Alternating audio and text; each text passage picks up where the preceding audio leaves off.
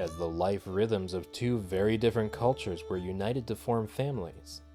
Each new household navigated its own path to determining what cultural model they would build their family upon. Being in between meant exploring a new path. It is impossible to identify one specific Métis culture at Portage. Common experiences and group identity did not mean uniformity. Join us for a bird's eye view of the broad kaleidoscope of what being in between meant for daily life and family at Métis Portage.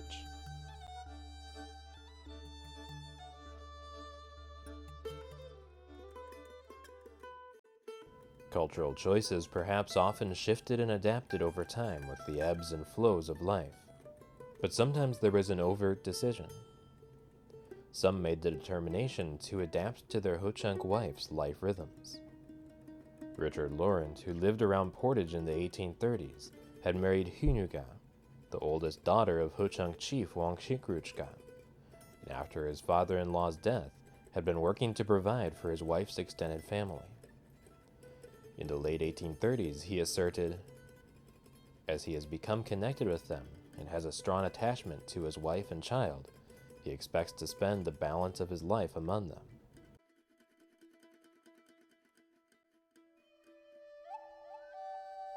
Some Ho-Chunks sought to adapt to the daily customs of their European spouse.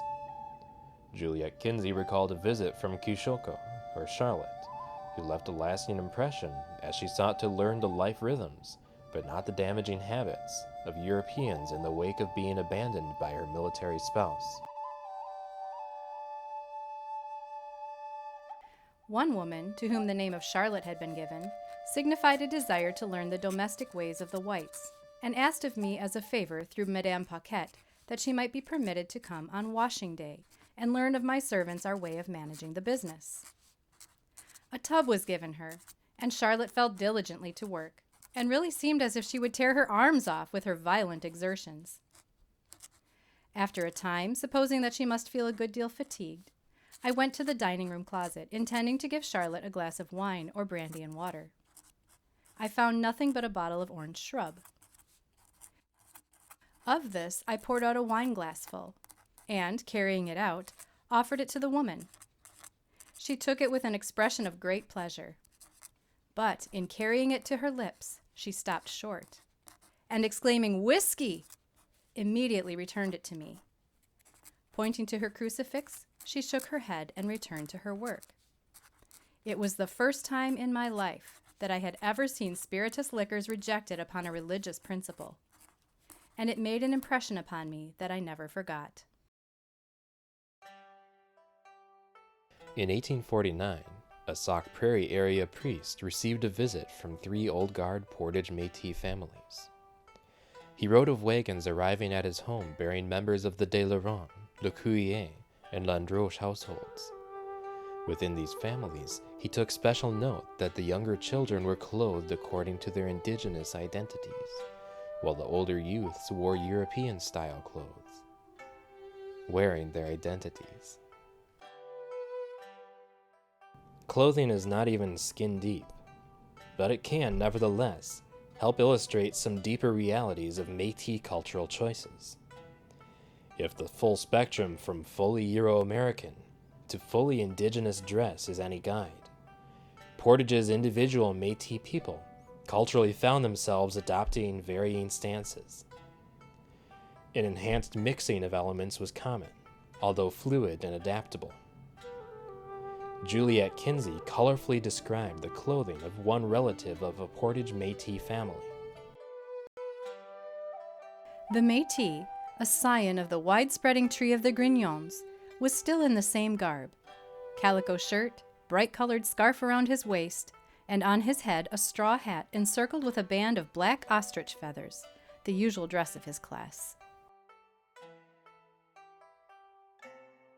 Grignon's bright-colored scarf was one of the arts which became tightly linked with Great Lakes Métis identity. Finger-woven yarn belts, drawing from both European and indigenous art styles and techniques, became a functional icon. According to an oral tradition, Oliver Amel, who we met in the previous episode, first became acquainted with his Ho-Chunk wife through her skillful finger weaving.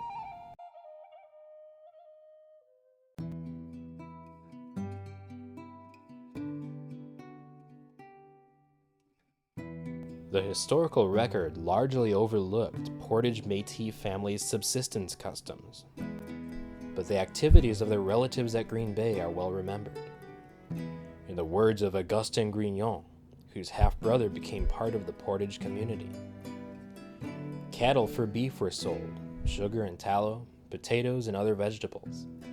But the Green Bay settlement furnished no surplus of flour or corn, though the Indians had corn to barter with the traders. At my earliest recollection, there were white potatoes raised at the bay in large quantities, and the fields and gardens furnished peas, beans, pumpkins, melons, cucumbers, beets, carrots, turnips, rutabagas, onions, and lettuce in abundance. A newcomer elaborated that Métis meals also included quantities of wild game, fish, and hulled corn. They caught large quantities of sturgeon and trout, and they made immense quantities of maple sugar. At the proper season in the spring, the entire settlement would remove to their sugar camps. Local Ho-Chunk sustenance was marked by seasonal rhythms, and these seasonal traditions of growing, gathering, hunting, or fishing seem to have also impacted Métis subsistence routines. However, it was ultimately not agriculture, hunting, or foraging which brought Métis families together at Portage. Fur trade, transportation, and government occupations meant that local subsistence methods did not fully satisfy needs. Merchants, including the Fort Winnebago settler, imported some staples, which augmented traditional local resources in Métis cellars. This need may have contributed to one Portage Métis employer's decision to begin an experimental farm nearby called Bellefontaine.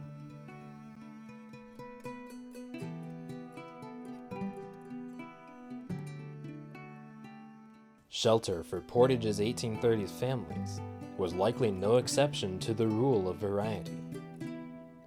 Log homes in French-Canadian style, roofed with sheets of bark like an indigenous lodge, seem to have been common. The home of François Leroy, Montesi's son-in-law, survives here as an example, having been adapted to military use as the Fort Winnebago Surgeon's Quarters. Juliette Kinzie, in a historical fiction work, presented a description of another well-provided Métis household at Portage. It was a comfortable tenement, built of tamarack logs chinked and daubed with mud, then whitewashed to give it an air of neatness. The roof was of bark, and the chimney of small stones, and it had a lean-to of a rougher construction, large enough to accommodate a kitchen, and also a hangar or storeroom. The room which the visitors entered was furnished with plain, substantial tables and chairs, and a neat-looking bed stood in one corner of the room. The floor was covered with Indian mats of a tasteful, pretty pattern. Altogether, the little parlor would have outshone the quarters of many a young lieutenant at a frontier post in that day. Homes like these were not a hard rule. An early 1830s observer noted fewer than a dozen log homes in the Portage settlement. If travel accommodations provide a hint, during an 1836 gathering at Portage, an observer noticed some visiting Métis families encamping in tents, with others preferring chapoteques or wigwams. Cultural values and necessities left room for indigenous-style shelter solutions. Elaborated on Green Bay's Métis settlement, another recalled, "The buildings and improvements in the country were constructed of rough or unhewn logs, covered with cedar bark. Here and there a sprinkling of lodges or wigwams, which were sometimes occupied by families of the half-blood Canadians and Indians, sometimes by the natives."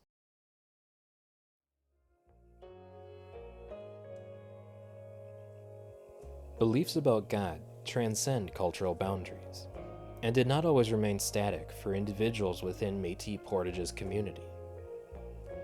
Catholicism was a strong influence. A Ho-Chunk word for Métis is Wakopini Kisak. Kisak means half. Wakopini is the Ho-Chunk term describing French people, literally meaning spirit people, perhaps reflecting Catholic missionaries' influence from the earliest days of interaction. Traveling priests such as Samuel Mazzucchelli visited the Portage during the 1830s. A cousin of Portage's Grignon family served as an interpreter for Mazzucchelli, and the local Paquette family established Portage's first Catholic church in 1836. Beyond Catholic beliefs, indigenous ideologies remained for some family members, while other individuals rejected both indigenous and Catholic doctrines. Beyond personal conviction, however, it is also very much a reality of the Métis community's experiences that forced changes were attempted by people seeking to illegitimately weaponize religion for their agenda of cultural assimilation.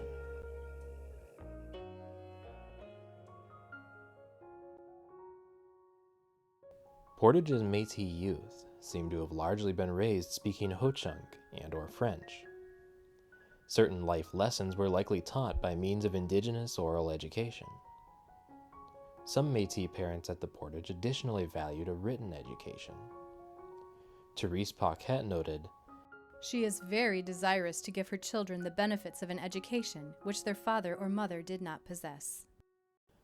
Juliette Kinzie hosted a Sunday school for her young nephew, servants, and children of the Paquette and Ménage households to meet this need. Another prospect entered the scene around the same time. Juliette wrote, After a time, Ménage was induced to send his children to Mr. Cadle's mission school at Green Bay. Therese accompanied them. Cadle's mission school originally sought to serve indigenous youth, but instead it ultimately became a service to the region's Métis and French population. Most of these families had limited resources, but lodging assistance from relatives or friends at Green Bay helped ease the burden for at least one of Portage's youth.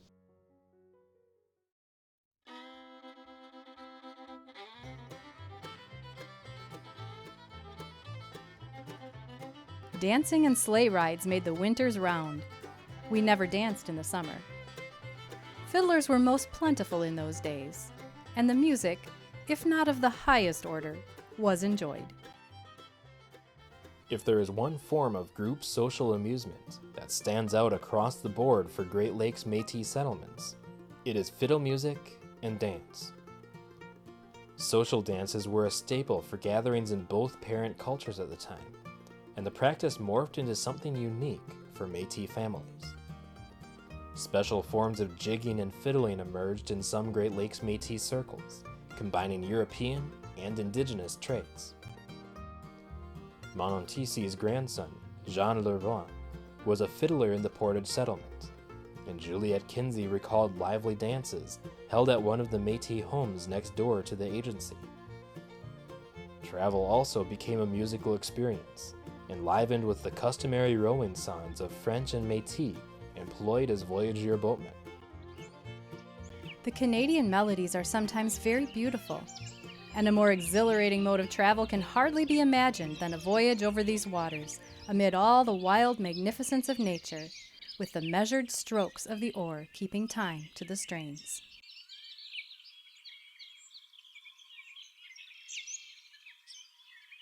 Regardless of a family's life choices, the clothes they wore, what they lived in, or how they learned, their indigenous and Métis extended families were very much part of their everyday life, and were perhaps the only family network some had, since their European kin could be located hundreds of miles away.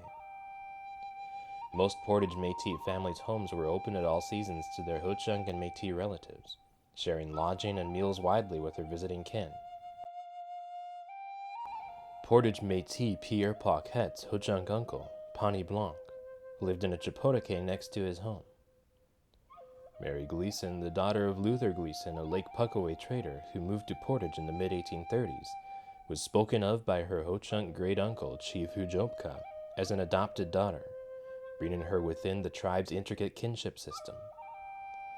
Generosity within close family ties was sometimes exploited when treaties were made, Ho-Chunk elders being encouraged to make extravagant provisions for their Métis relatives. Within Métis households, family networks absorbed orphans and reallocated the remnants of broken families. Considering the weighty influence of family networks, Métis were often victims of a practice which tore marriages apart, perhaps more frequently than any other social situation in American history, excepting slavery. Agatha's story especially stood out to Juliette Kinzie. Agatha was the daughter of Rascal Decorah. A young officer at the fort had seen her and applied to Paquette to negotiate what he called a marriage with her. The poor girl had been betrothed to a young man of her own people. The marriage connection is a sacred and indissoluble tie. I have read that in former times, a temporary marriage between a white man and a Menominee woman brought no scandal. I am afraid that the woman would be found to have been a victim instead of a willing participant in such a connection. The marriage proposed between the young officer and the daughter of Decorah was understood as intended to be true and lasting.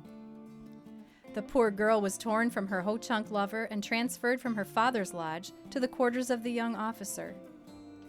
The young officer then left the post, as he said, on furlough, but he never returned. Every tie was broken for poor Agatha, but that which bound her to her infant. She never returned to her father's lodge, for she felt that being deserted she was dishonored. Her sole ambition seemed to be to bring up her child like those of the whites. She attired it in the costume of the French children, with a dress of bright calico and a cap of the same, trimmed with narrow black lace. The only time I ever saw a smile cross her face was when it was commended and caressed by some member of our family. Agatha had been baptized by Monsignor Mazzucchelli. Perhaps she may have acquired some religious knowledge which could bring her consolation in her sorrows. The story goes on. An opportunity arose after her abandonment and the death of her child to become re-wed to Canadian trader Jean de Laurent. Although she lived only a short time in this relationship before her own death, she found in de Laurent someone who, as also evidenced in his later remarriage, would remain with his Ho-Chunk wife for life. As with most aspects of Métis life, individual experiences varied from lifelong marriages to these types of tragic situations. One final family factor, which perhaps accentuates the variety in overall Métis experiences at Portage, is the vast breadth of cultures from which this family network drew. We've already met Métis individuals at Portage with Menominee, Odawa, Potawatomi, Ho-Chunk, Sauk on French ancestry. The list grows to include Yankee Americans, Meskwaki, and likely others. Even French itself includes ethnic subsets, such as Afro-French people. One large Portage family particularly exudes this complex variety. Périche Grignon moved to Portage from Green Bay by around 1800 and married Monotisi's sister, Chowonka. Chowonka contributed not only Ho-Chunk heritage, but also the Afro-French ancestry of her grandfather, Sabravois Dakari. Périche contributed not only French-Canadian and Menominee from his voyager father and indigenous mother, but also the Odawa and Ojibwe cultural influences of his half-siblings and stepmother. Variety was perhaps the only consistent rule for a Métis community like Portage. Threads of common experience and customs bound together a broadly diverse community. As a cohesive settlement, they were simultaneously in between cultures, as well as something altogether new. If we were to gain a broader view from a higher vantage in the opening years of the 1830s, we would see this community lodged precariously in the battering ram of history on a national scale. Being in between was an awkward place to be as cultures collided. Yet it was this position which thrust Métis people into the spotlight as the story unfolded. Join us in episode 4.